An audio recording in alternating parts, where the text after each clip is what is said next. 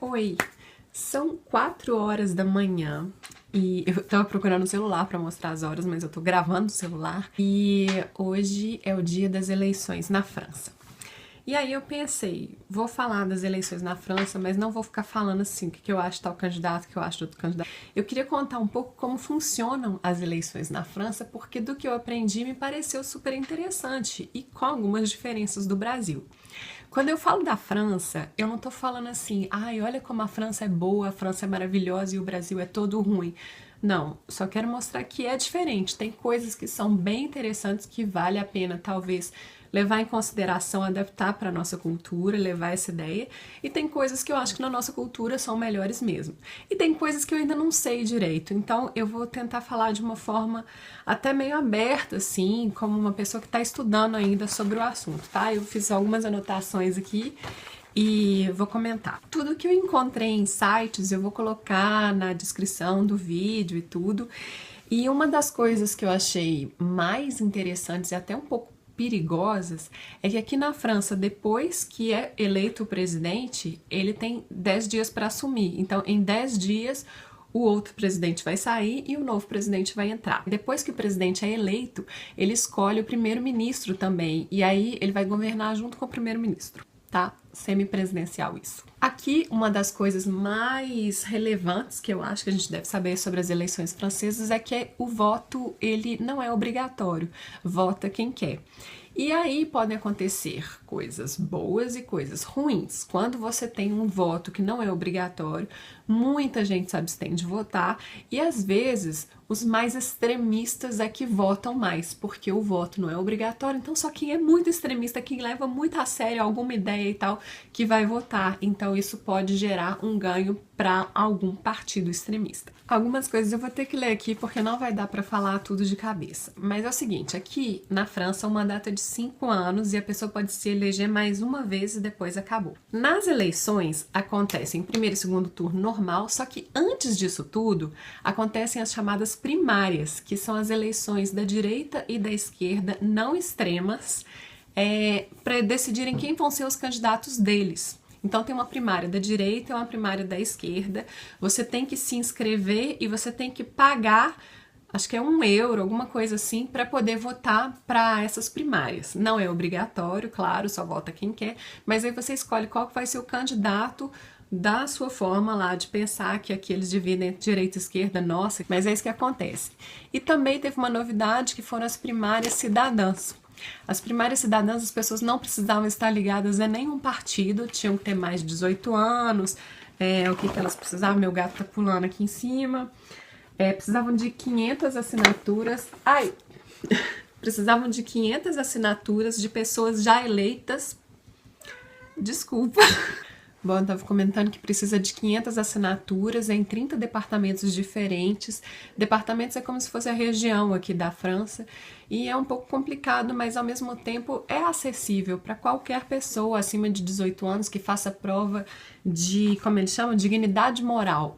Na lei está falando que tem que fazer prova de dignidade moral, mas não está falando exatamente como que você faz prova de dignidade moral. Então deixa uma lacuna aí para alguém contestar a candidatura de outro alguém, né? Mas é interessante, assim, eu tive uma amiga que ela entrou nas primárias cidadãs e ela não conseguiu levar para frente, mas eu achei muito curioso o fato de uma pessoa comum, um cidadão normal, poder se candidatar, poder levar isso a sério mesmo, né? Se candidatar a presidente da França.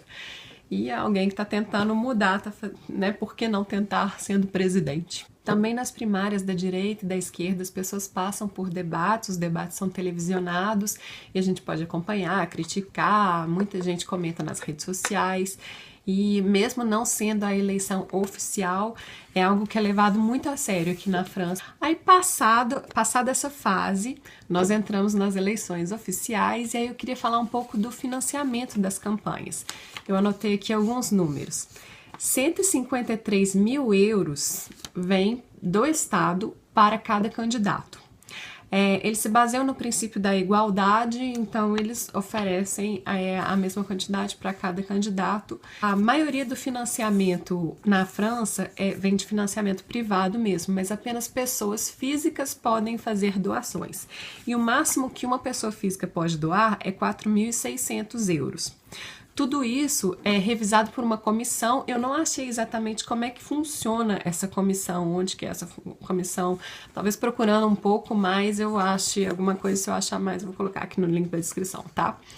E uma pessoa física pode doar no máximo 4.600 euros. Estrangeiros não podem doar.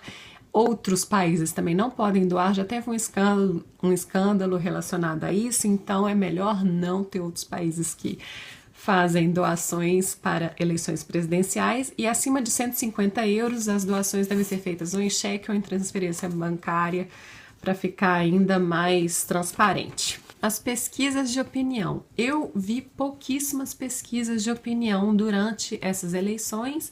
A gente vê algumas, mas é muito menos. Eu acho que a gente é muito menos afetado pela opinião de voto dos outros, e isso me pareceu uma boa ideia, tá? As pesquisas de opinião, elas também têm uma comissão que cuida disso.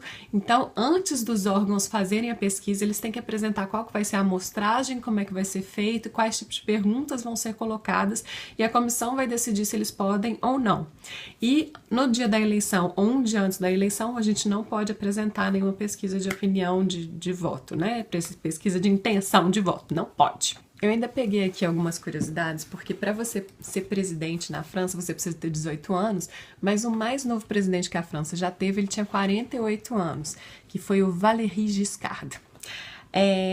Também não é obrigado você ter sido eleito em nenhum outro cargo antes de você tentar ser presidente, antes de você ser presidente mesmo, mas o único que foi presidente nessas condições até hoje foi Charles de Gaulle, que era um general. Eu queria comentar ainda sobre como é vista a diferença entre direita e esquerda de forma geral, muito ampla, aqui na Europa. A diferença básica é quanto que você acredita na presença do Estado para o seu país. Então, não precisa ter briga. Tem gente que acredita mais, que acredita que o Estado mais presente vai controlar melhor as coisas e que tudo vai correr direitinho com o Estado controlando tudo. E tem gente que acredita menos, que a presença do Estado às vezes avacalha e que é melhor as pessoas terem mais liberdade de movimentos, as empresas terem uma certa liberdade maior, deixar o mercado regular um pouco mais, e que isso faria com que o país desenvolvesse mais. São duas formas de pensar diferentes. Eu ainda acho que tem outras formas de pensar, não precisa ser uma nem outra, podem existir aí várias nuances, né? Mas são as duas formas que tem e não precisa brigar, são formas de pensar e as pessoas têm que se adaptar às diferentes individualidades de cada um. É isso que eu acho o mais interessante nessa experiência de eleições francesas. Eu sou mais participativa nas páginas do Facebook. Se alguém quiser comentar sobre o assunto, tiver alguns links para enviar, a gente vai se enviar lá na página Direito é Legal do Facebook. E algumas vezes eu faço stories no Instagram comentando estes assuntos e outros assuntos que não são tão políticos ou relacionados a direito, mas quem quiser acompanhar é Diorela K, tudo junto, ok? Espero que tenha ficado claro aí esses estudos, esses dados sobre as eleições francesas, e vamos torcer para que seja uma boa escolha, né? A escolha que será feita hoje. Já ia esquecendo de comentar que as eleições legislativas são feitas depois, não é junto com as eleições presidenciais. Isso é bom, né? Porque aí as pessoas têm tempo de pensar melhor, assim, como é que vai ser esse esquema. E elas podem até escolher baseado na escolha do presidente. Às vezes elas querem que a oposição fique mais presente junto a este novo governo, ou não, às vezes elas querem que o presidente tenha realmente alguém do lado deles, né, no legislativo lá, colaborando com a mesma forma de pensar e tal, enfim. É interessante que as eleições legislativas sejam após as eleições presidenciais. Não é muito tempo depois não, acho que já é mês que vem ou no próximo mês. Tá pertinho. Tchau.